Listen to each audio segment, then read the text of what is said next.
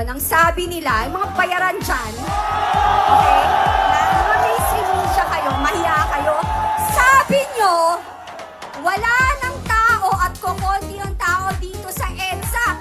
Nuknuka kayo na sinungaling! Sinungaling kayo! Sa mga gumagawa ng issue sa rally dito ng INC sa EDSA, inggit kayo kasi hindi nyo kayang manindigan! Naninindigan kayo sa personal yung interes. Sisiraan nyo ang dami yung page pinagagawa sa Facebook. At inaano ba kayo ng INC? Kinakalaban nga nila mga magnanakaw eh. Eh kayo, kakampi ba kayo ng magnanakaw kaya yung tinitira ang INC? Ganun lang. Lahat ng i-issue dito, sa rally dito sa EDSA, kakampi kayo ng mga magnanakaw at nakinabang kayo sa maleta. Makapal na kalyo kayo, kakapal nyo. Kalyo! Diba? Ibang level, no? Alam mo, kakagulat eh. Actually, hindi nakakagulat. Normal na sa kanila. Ilan witness ang lumabas. Lahat kapag hindi pabor sa kanila, dinidimanda, pinapasama, kinukulong. Lantaran!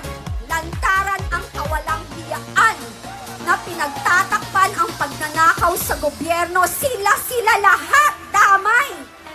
Alam mo, ang Diyos marunong. Paulit-ulit ko to sinasabi. Ang karma, hindi mo alam saan tatama. Minsan, doon sa hindi mo inaasahan.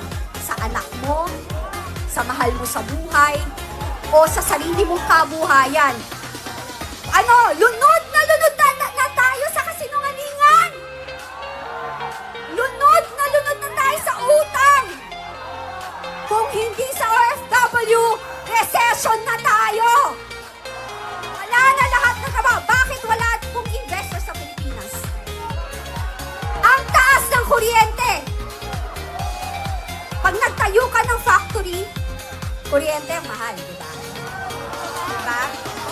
Oh, di ba? Bulok ang politika natin. Di ba?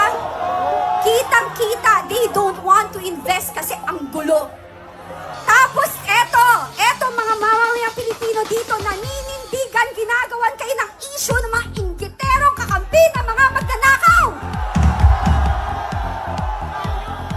Patuloy natin ipagdasal, mga kapatid.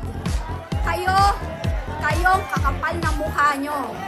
Sobra. At yung mga nagtatapang-tapangan sa social media at nagbe-bend ng law ng mga abogado, lahat kayo may araw. Nakalista kayo sa amin. Nakakahiya kayo, ang abogado man pa man kayong tinawag. Pero binibend niyo yung law at lalo na ang mga legislator kuno. Habon ko kay Ombudsman Boying Remulla. Bago mo kasuhan at ikulong ang mga gusto mong ikulong, unahin mo ang mastermind at sinasabi mo pinakamalala na magnanakaw sa Kabanang Bayan na si Martin Romualdez.